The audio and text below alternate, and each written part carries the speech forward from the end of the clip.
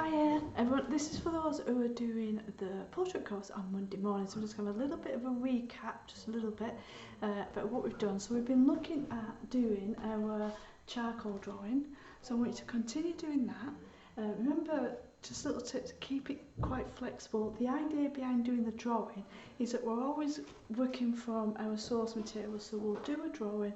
Not only have we got a drawing, so that's another piece of work we've done, we've got a drawing that we can work from. So just remember the flexibility of charcoal, you know, move it about, keep working at it. You can put detail into it, as fine detail as you want to as well. You can use a charcoal pencil if you want to add a bit more, and you rub it, but just keep working at it until you're happy with it, yeah? And then what we're going to do is we're going to paint in the next session. So what you need to do is you need to prepare a board, yeah? And so, depending on what you're going to paint onto, you need to prime it. So whether you're going to paint onto like hardboard, or if you've got a bit of card or the backing from sketchbooks or a bit of mount card, you need to prime it on both sides. What I do as well, which is a good one, is if you've got a roller's really good because you get a really even coverage. So prime it with just emulsion, both sides. One side, let it dry, the other side, let it dry, and then you need to prime it again on one side. So you've got two primes on one side, and that's the side we're going to paint on. Okay. So now what I'm going to do is I'm going to pass you over to Philip, and then he's going to show us how to get started.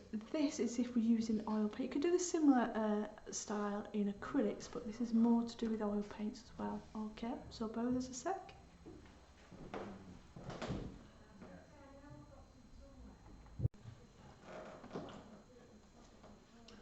Right, so this is a drawing, an oil sketch of one of our models, Kevin. So I'm going to describe how I generally start any painting really, but in this case a portrait. So I'll just put that to the side. What we're going to do is just slightly elaborate on the grid that Tina showed you. This is just another way. The grid that Tina showed you is fine for doing three-quarter faces and for doing three-dimensional work. But this is just slightly different. It is, again, it's still a grid, but it's just slightly different, and it helps you describe where the features of the face lie. So let's start. Initially, what you do is you start with a cube or a box. So on this portrait of Kevin, slightly looking up. So what start very tipsy. I'm only going to do it in umber. A very tipsy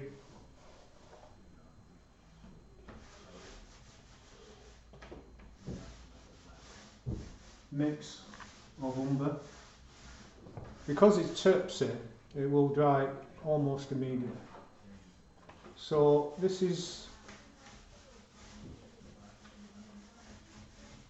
the basic shape that we're looking at.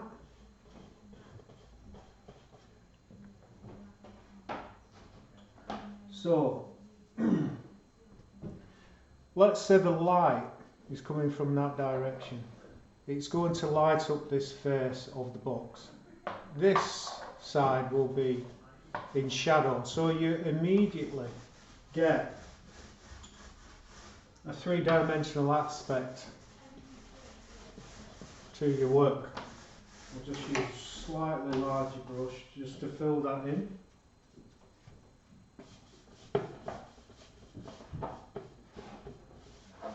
So can you see how I've described a three-dimensional form, or a very simple three-dimensional form, but a three-dimensional form?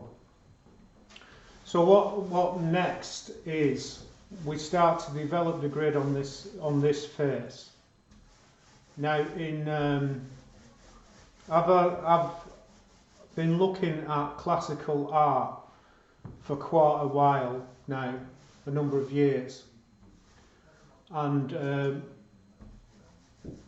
this is the approach that many of them used. So what we're going to do is we're going to divide this area here into three. And what this describes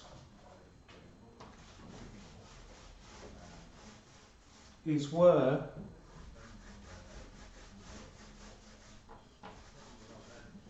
as I said, where the features lie within this space. So what we've got here, this will be the forehead section. This would be, the middle section where the nose is, and this would be from the base of the nose to the base of the chin. Yeah? And we'll put a centre line in also.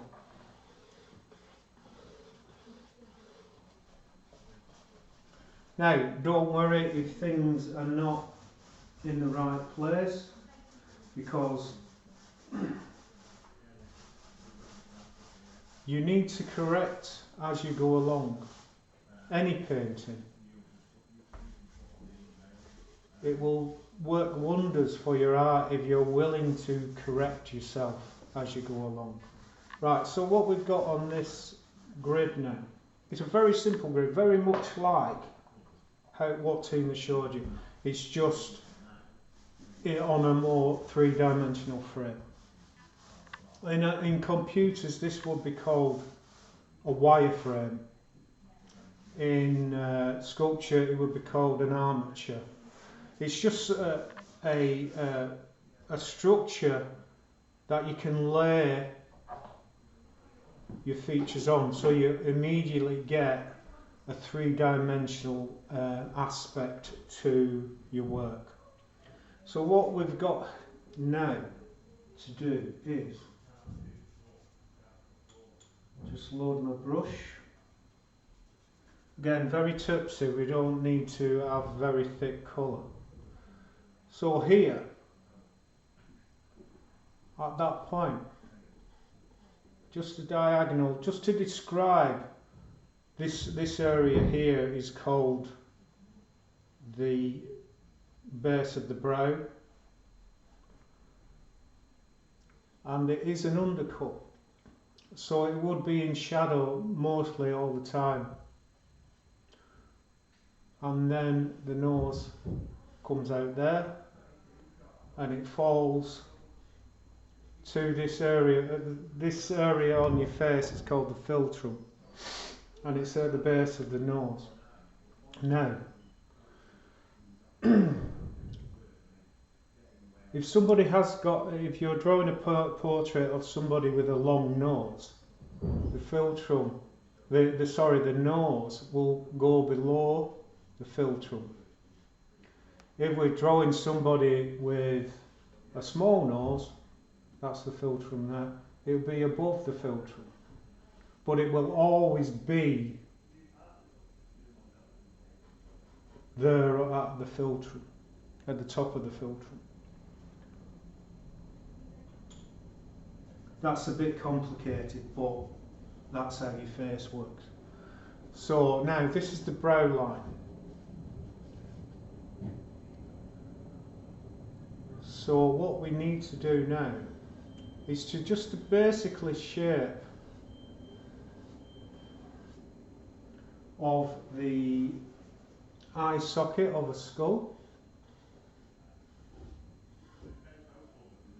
and then the eye coming round like that.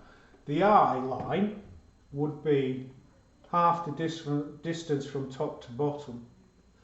Just again, it's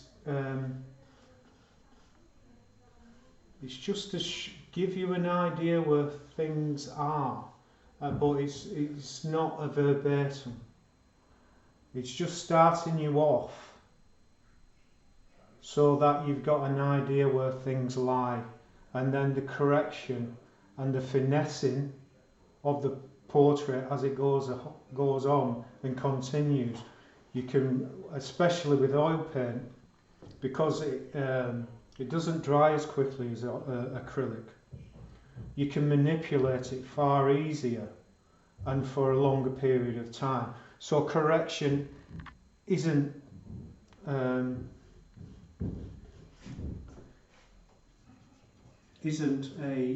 fast and furious thing.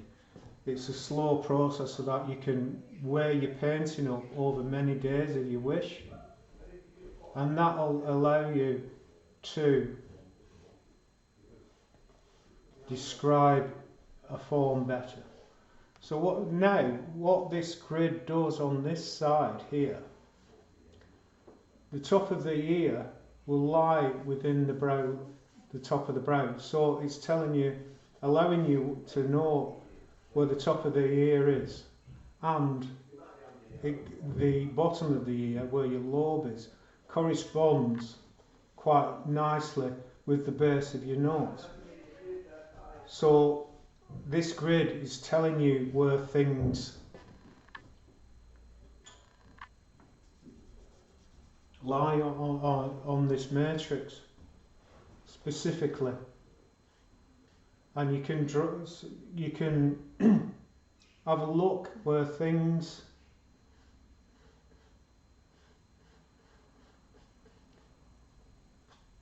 can lie. You can just have a look. You can just say, well, let's just have a look if I do that. If it's wrong, then correct yourself. It's no problem at all. And before I did start this work, I did find myself getting into a great deal of complicated things. So now I'm just describing the side of the face. It's not necessarily perfect. It doesn't have to be. Perfection is the final stage of the work. This is just setting things out. Your composition, for instance, this can move quite easily up, down, or to either side. Even from this, as this goes further on. And again, very little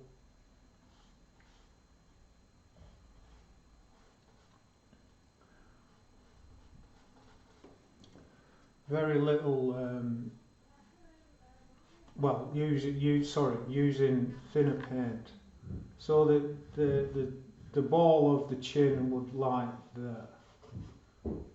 Now, on this, Kevin has got a slightly longer face. So, again, let's correct it. Build it out. You don't have to be perfect. You don't keep your lines free and moving,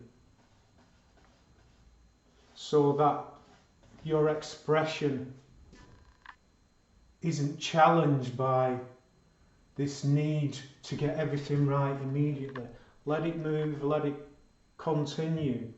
It will enhance your art exponentially, if you get what I mean. And always at least put a neck on your portrait. Otherwise it's just a floating head, and it's not necessarily the right way to go about things. So that's really how I start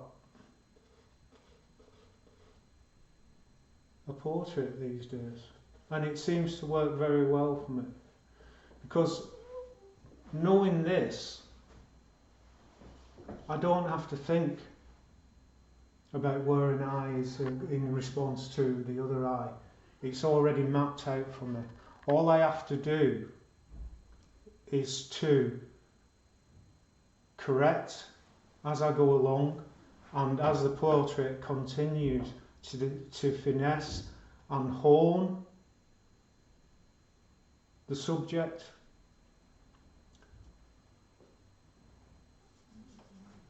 And to describe the shadows well.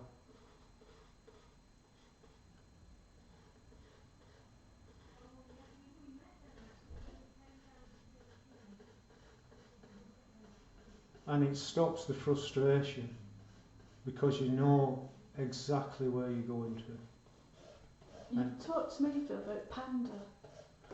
Which bit's that? Oh right, sorry, the panda. Because these shadows, if this is where the light's coming from, then all of this will be in shadow.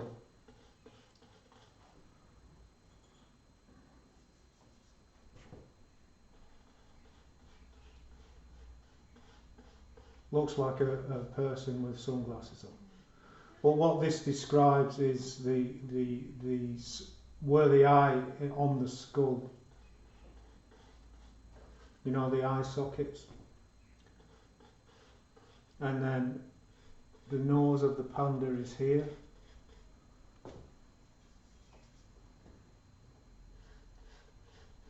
and there's, so it's an extremely rudimentary face, but there's nothing wrong with that. It is describing quite lovely, I think, what is needed to form a portrait. So as you can see, I think of the box quite often. Now, because it's open, I can go over this colour and a lighter colour to describe things, so all that is taken from your reference material. So there we go. That's how I start an oil painting. Thanks, Phil. So you can see the similarities in like why I've started using with charcoal first on the oil paint is because you can shift it about, and so you can try this one at home and then we'll work together on Monday with it. But if you can see how you can develop it, and like Phil was saying, that's how you develop your style, by keeping it. It's not restrictive, it opens you up, because whatever you use as your basis, the cube or the grid, it allows you then to be a bit more expressive in what you're doing, yeah, because you've set it out. And if you look at that, I think you can see how you can keep building your mark mix up as well, yeah. Okay, well, I hope it's of some use, and we'll see you Monday. Thank you.